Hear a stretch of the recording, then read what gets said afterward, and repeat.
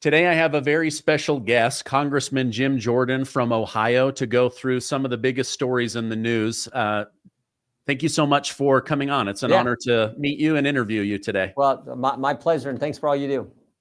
So, I want your help to clarify something. I know you've been busy in congressional hearings and things, but there is a lot of chatter on the internet right now. It seems to have really gone viral. I believe it's a massive lie, but all day yesterday and today, I'm reading how Republicans voted 211 votes to bury the Jeffrey Epstein files. The information has gone wild. Yeah. Then this morning, I read Marjorie Taylor Greene's and Anna Paulina Luna say, we didn't vote on Jeffrey Epstein. It was a procedural vote on House floor rules with Democrats. Now you've got MAGA going crazy. They're mad at Trump.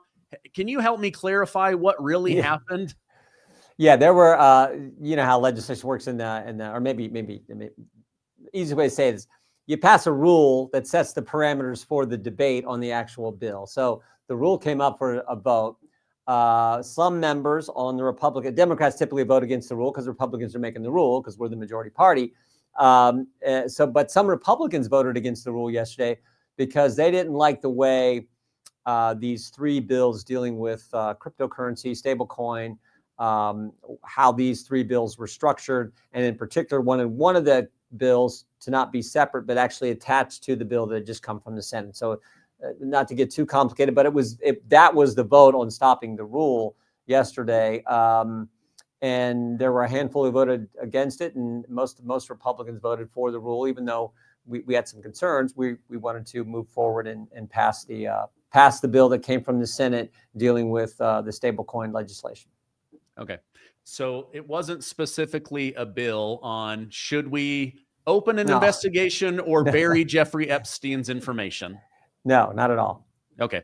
I just wanted to clarify that because I know when I covered Nancy Pelosi as speaker, she would do these poison pills where she would cram through 5 or 6 things that she really wanted, and then one thing that she knew you guys would vote against, and then they would weaponize that against you guys and then be able to go on CNN and MSNBC and demonize you.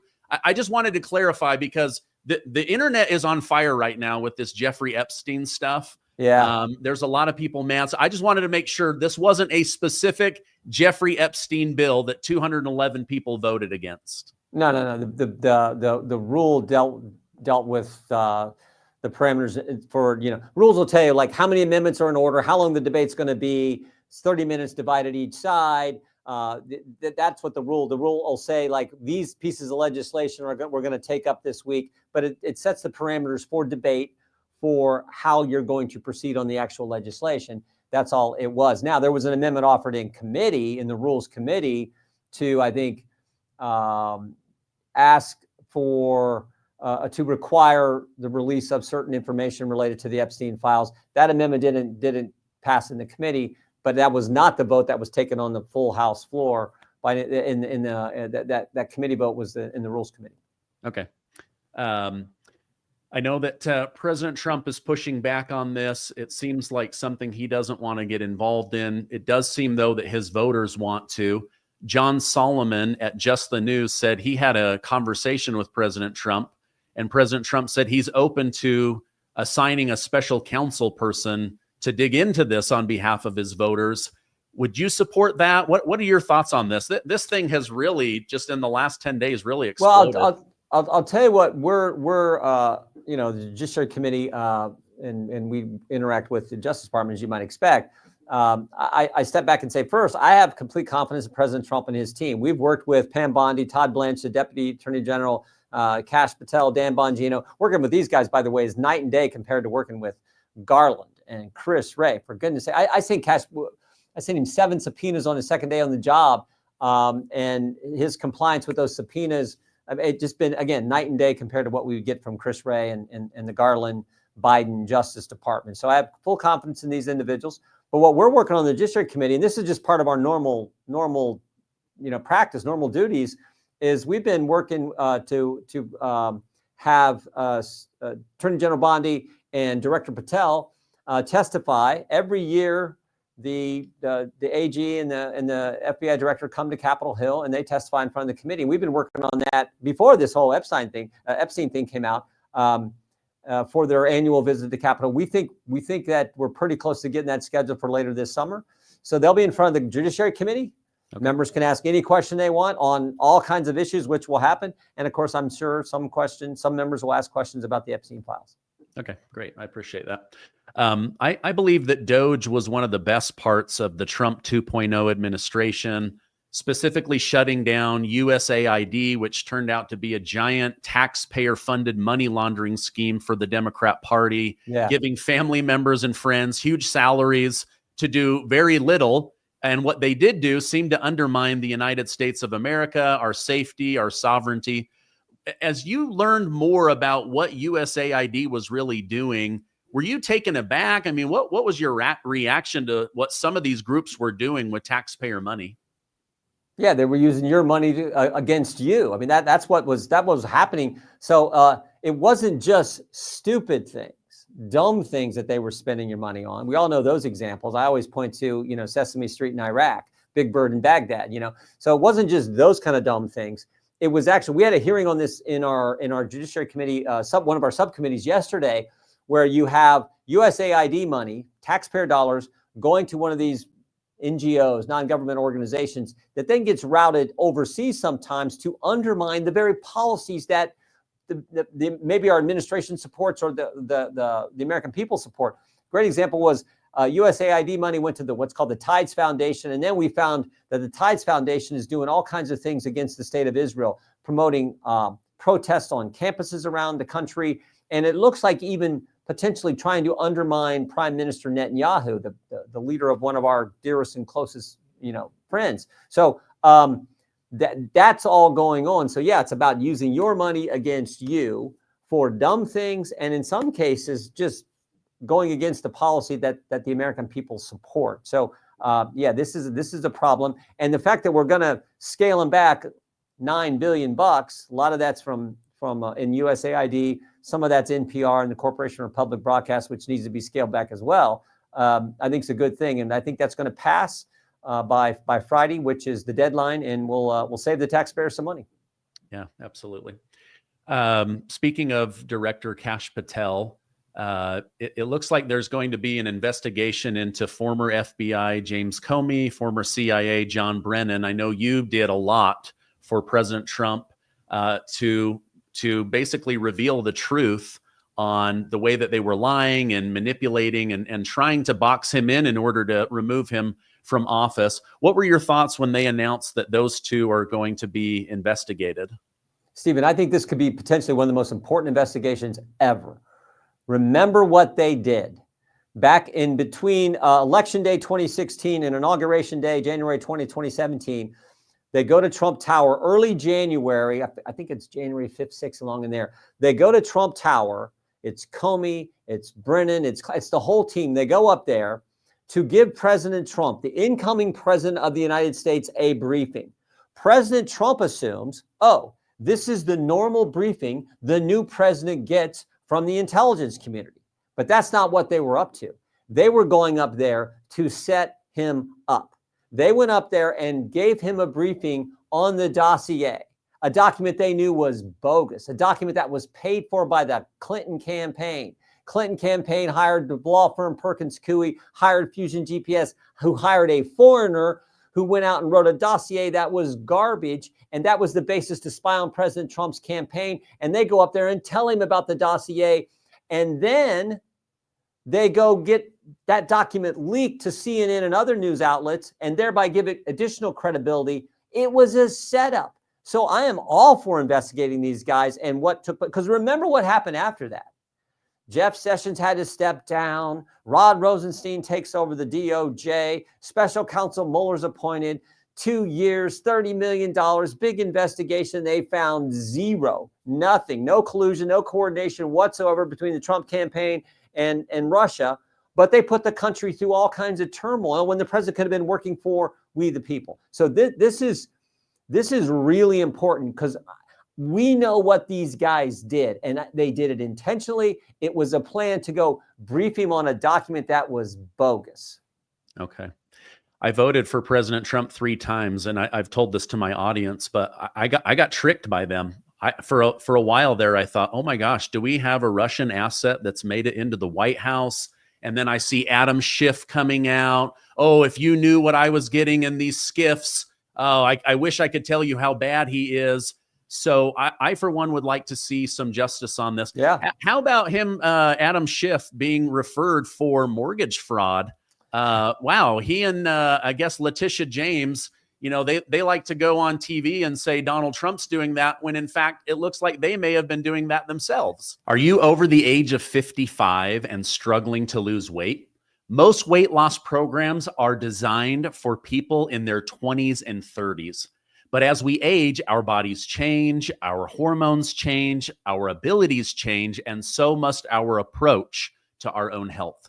That's why I recommend Patriot Wellness. Their program is built specifically for older Americans who want to lose weight, boost energy, tackle any diabetes issues, achy joints, anything like that, and feel better.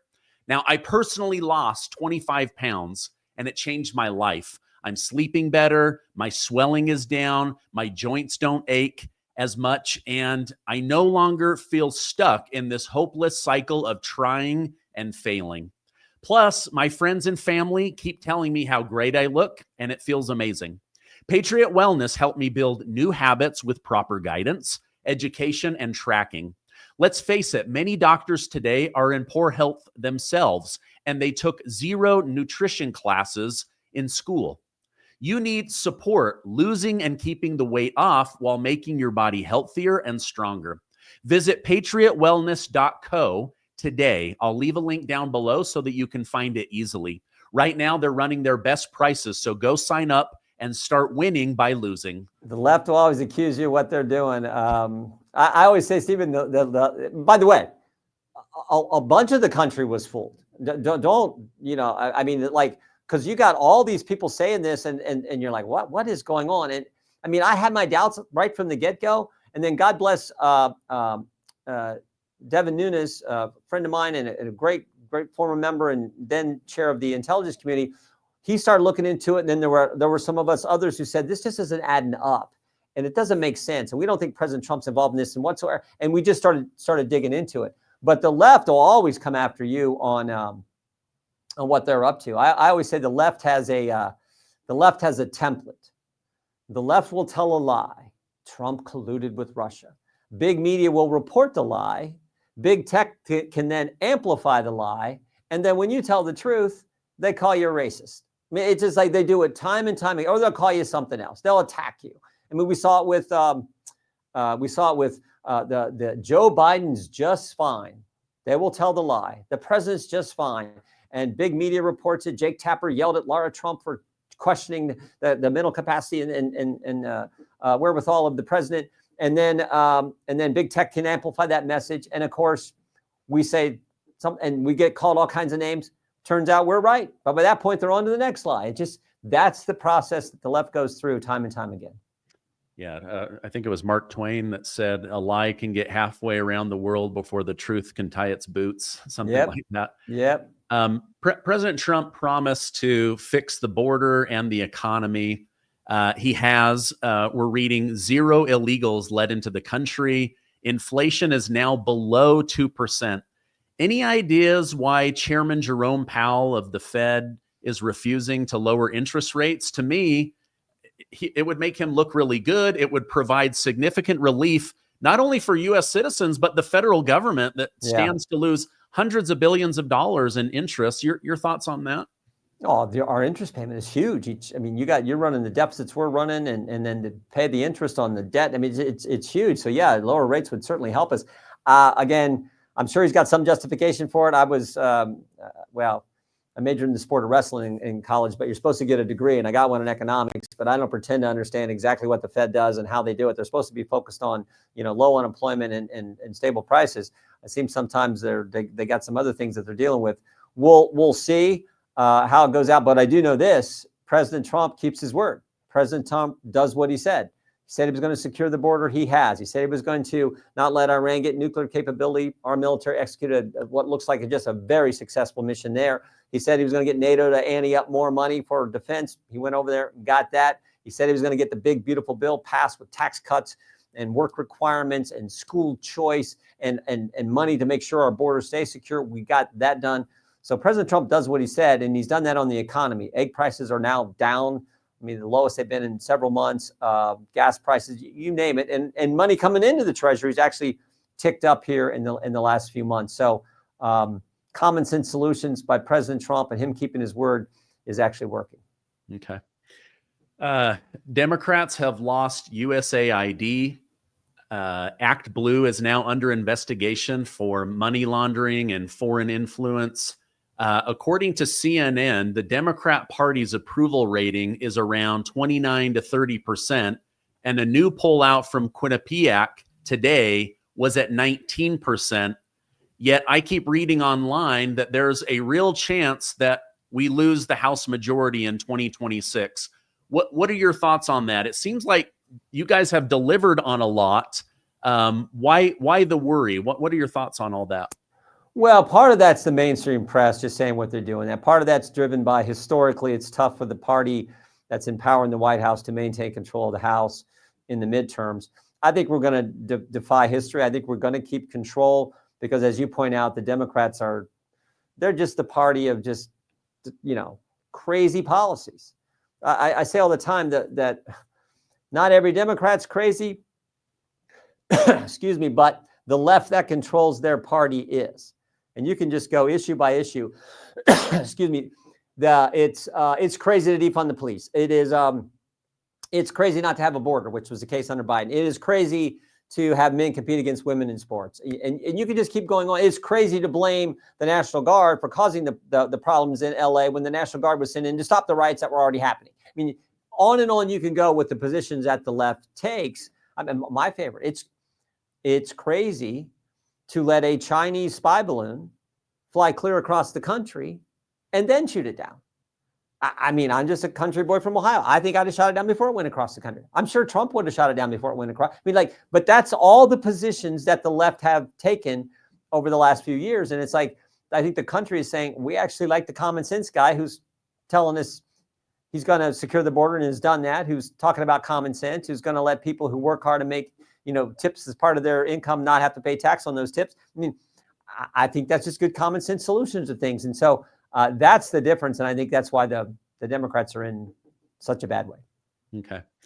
The CEO of Chase Bank, Jamie Dimon, he summed it up this way in an interview earlier this week. He said, "My Democrat friends are idiots. They have big hearts, but tiny brains and bad ideas." I was shocked to hear him say that because I know he's been a Democrat, but I think as the CEO of one of the largest banks in America, he has to just be sitting back going, what are you actually running on? Like, I don't know what Kamala Harris stands for. Bernie Sanders used to stand for one thing. Now he's completely silent on it. Your thoughts on Jamie Dimon's funny comment? Yeah, no, I find that interesting as well. Part of it, I think, too, is my guess is a few years ago when it was all the craze to, DEI and woke policies, you got to do this and all these crazy left-wing things that companies, corporations, public corporations were all embracing. My gut tells me that probably a lot of the folks who are in key positions in those respective companies were probably saying, this is goofy, but they just felt like it's just easier to go along with the craziness and do it. And now they see a guy who's come out and said, this is all baloney, we shouldn't do it. And he got elected president of the United States in such a strong way, and he's getting results. And they're like probably a little bit relieved and are probably saying, thankfully, I can just go back to, and they might be Democrats. Jamie, like you said, they might be Democrats, but they're just probably like, you know what? It was so stupid what we had to keep doing from the pressure, and they're going to boycott us, and they're going to go online and all that stuff. I think they're probably a little bit like, you're relieved. They're probably like, thank goodness we got a guy in the White House who's just about common sense and doing things that good for the country. So it is refreshing to hear that from Mr. Dimon. Yeah, I agree. I know you have a busy schedule today. Thank you so much for taking time out and for everything you do. Congressman Jim Jordan from Ohio, thank you for coming on. I hope you have a great rest of your day. You too. Thanks, Stephen.